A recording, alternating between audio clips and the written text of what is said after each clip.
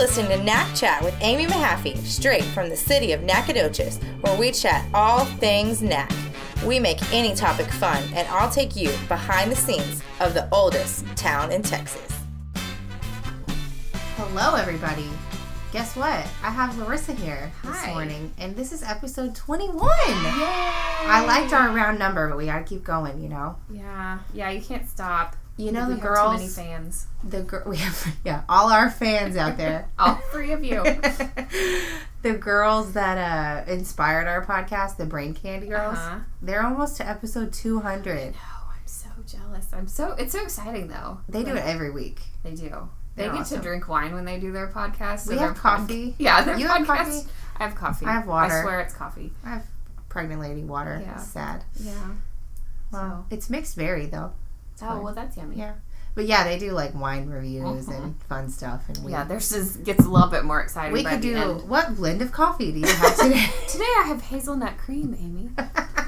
That's funny. Well, we have exciting stuff to talk about today. So you, at the Economic Development Corporation, gave a pretty cool presentation, or more part of a bigger presentation at the school board meeting. Yes. Ed Poole, who is one of my favorite people in town because he always does so much for the community. He's involved in like a million different things, and he's a great member of NEDCO. He presented to the school board in late February, I'll say, because I don't know when y'all are listening to this or when it's going to air. Right. He presented about the Technical Training Center. For those of you who aren't aware, Nacogdoches for the last, I would say, 8 to 10 years have actively been working on constructing a technical training center. In speaking with Judy McDonald, our former mayor, about it, she said when she was mayor, which was 30 years ago, they were very interested. The city council back then was very interested in a technical training center. And so just to break it down, a technical training center is a place where adults and occasionally high school students can go to take after high school classes. So they can be technical classes like welding or HVAC stuff, or they can be things like how to learn how to be a wastewater treatment operator, or they can be nursing classes or phlebotomy classes. And this particular tech center was going to be focused on industrial type needs, as well as some city municipal government employee needs, like the wastewater treatment plant license. So Ed's presentation kind of focused on the history so that the current school board members could be updated, because like I said, it's been a long saga to get here and we need everybody to be on board. A building was purchased a long time ago. It was renovated by the county using some grant money. It was discovered that the county couldn't actually own and operate the building due to some state laws. School district stepped up to the plate and said, we will buy it, we will operate it. Everybody was excited. Angelina College registered students. Angelina College was then going to lease the facility to operate it. And at the last minute, and this was last year, at the last minute, those lease negotiations fell apart, unfortunately. Not going to go into the details of that. If you want to know, you can call me. Or people at Angelina or NIST. Sure. But the point of Ed's presentation to the school board was to bring everybody back to the table, because this is such a big deal for our community. Well, it's a big deal because it's a huge barrier sometimes to your recruiting efforts for new businesses. Yes. Ed gives a great example of, and this was before my time, but it was not in the too distant past. We had a major employer. Everybody would have recognized the name of this company. It's a nationally recognized company. They were going to bring 300 new jobs here. They were very interested in Nacogdoches, and they said, where's your technical training center? And we said, we don't have one, but we're working on it. And they said, sorry, we need it now. We're not coming to a community that doesn't have one. Because they want us to take our current population who maybe doesn't have a high school. Well, they could have high school. They could come out of high school. Right. Or they maybe didn't go to college and they're working other jobs. Right. And train them in a way that allows them to get a higher paying job that will fulfill the employment needs of these industries. Right. Because one of NEDCO's missions is not just to grow the number of jobs, it's to have more better paying jobs. And that then leads to a higher median income in the community, which leads to more businesses, and it's a really great uphill slide. Right. Yeah. Lots of people look at economic development and say, oh, what you guys do is you bring retail stores to Nacogdoches. Well, yeah, that's part of what we do. But retail, honestly, is the last piece of the puzzle. Retail won't come until our incomes and our number of jobs and our population's levels rise. And so technical training is kind of one of those foundational pieces of that. And we have a lot of, my nephew's a good example. He doesn't want to go to college. College isn't for him. He's super smart, personable kid. He goes to class in the mornings. He's a senior, and he goes to his technical program in the afternoon. He's learning how to be a diesel mechanic.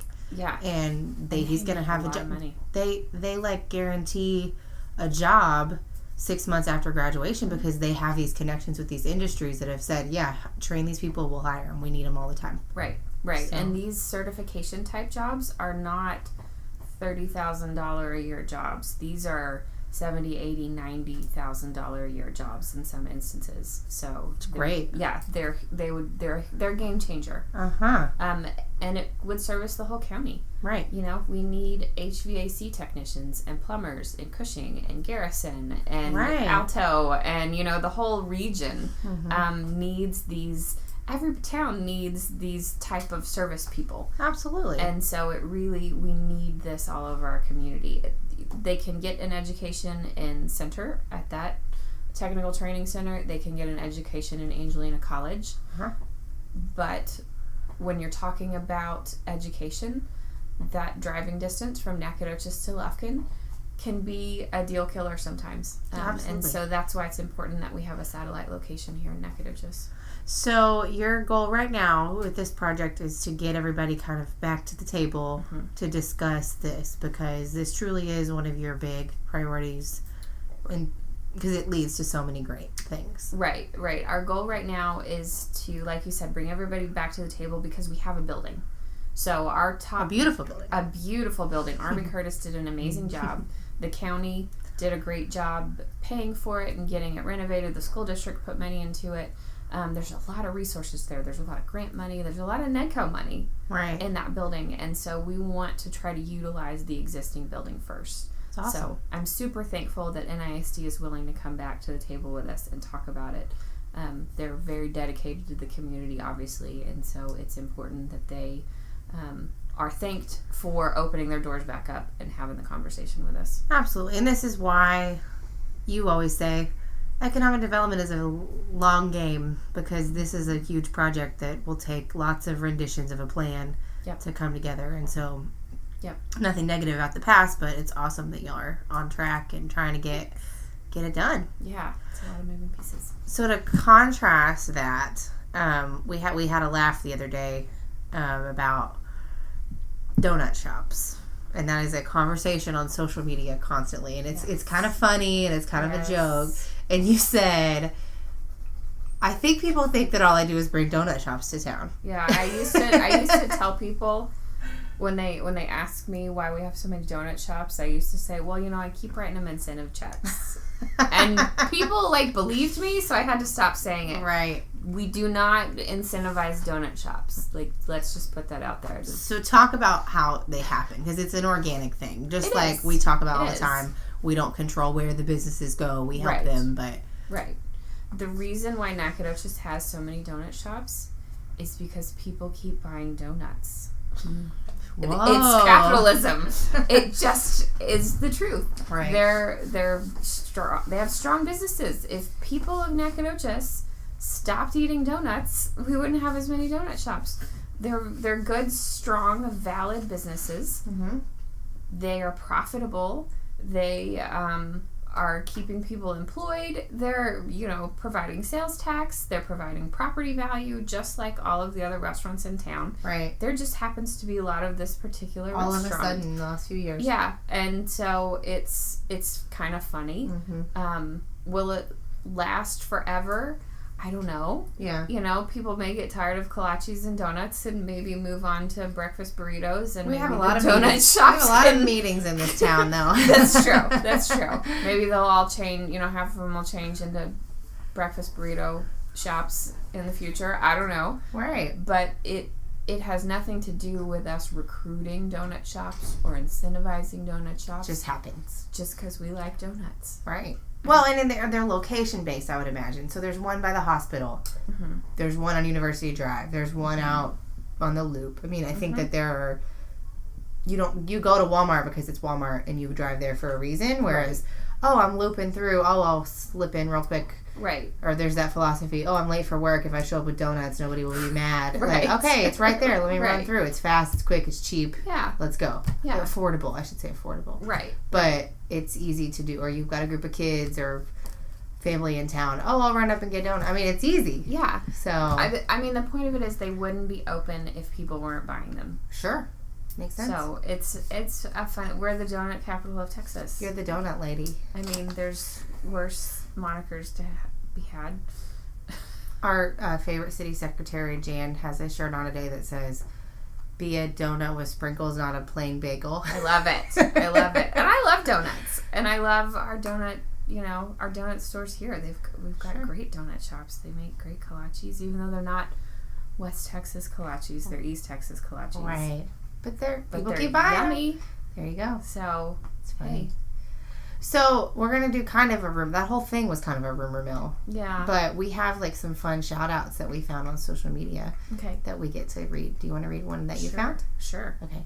Oh, I have to pull it up. Yeah. And while I'm thinking We can do about our it, thing. Guess what time it is? time for the rumor mill. Yay! While I'm thinking about it, I need to touch back to donut shops real fast. Okay. One of my friends, Sam Kiao, actually owns a donut shop here in town. Oh, really? And if we wanted to, we could call her. Not right now, because it's 9 o'clock in the morning, but we can maybe call her sometime and do a donut shop Q&A. That would be fun. So, shout out Sam if you're listening. Hey, Sam. So somebody on Twitter, BLC622, said, I had a patient break down and cry when I told him I was from Nacogdoches. He said it was a very sentimental place for him. Sad face emoji. # same. Thanks, Brittany. I don't know you, Brittany, but I randomly saw this tweet on Twitter, and it made me happy because she's a nice person. She loves Nacogdoches. Yeah. I Brittany, come back and visit sometime. Aww. If anybody knows BLC622, tell her she got a shout out. There you go. Mm-hmm. I have one that I just thought about, and this is a rumor mill, and we won't spend a lot of time on it, but I do want to push people to watch this new video we just produced. We do glass recycling in Nacogdoches. Yeah, it's super cool. And people think we don't have a recycling program, but we do. We do. And it's we have behind the these library. awesome people that are retired and they just love our town and they want to see our town be greener. They go twice a week and people take their glass to the back of the library of our public library on North Street. And it's back there in the secret, so nobody sees how many bottles you pull out of your car. Exactly. And Steve Chisholm, who's a local guy, he's infectious. He's a great. I love Steve Chisholm. He's great. He's so great, and he was gracious enough to do a video for us. And as of today, over 3,000 people have watched it.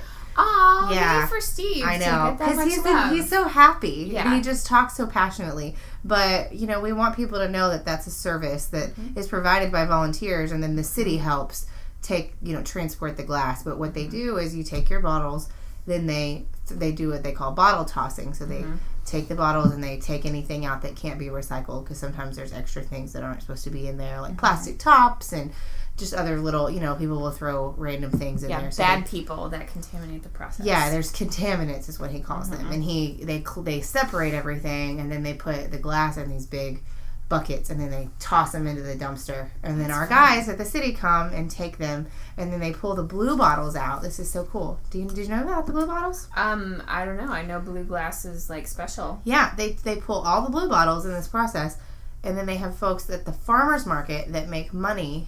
They make things out of the blue glass, Mm-hmm. and then they give that money back to this recycling program because it's not. Cool. It's like not. It's a break even thing right now. Yeah. It's not a making money situation, and so I want everybody to watch that because people think that Nacogdoches doesn't have a recycling program, and it's a big deal to have these awesome volunteers that when we went to interview them, it was 30 degrees outside, and they were tossing bottles, gloves, Oh my gosh. happy as could be. I thought, that is dedication. Yeah, That's they're cool. so dedicated. And you can also recycle cardboard Yes. and plastic, right? All back there.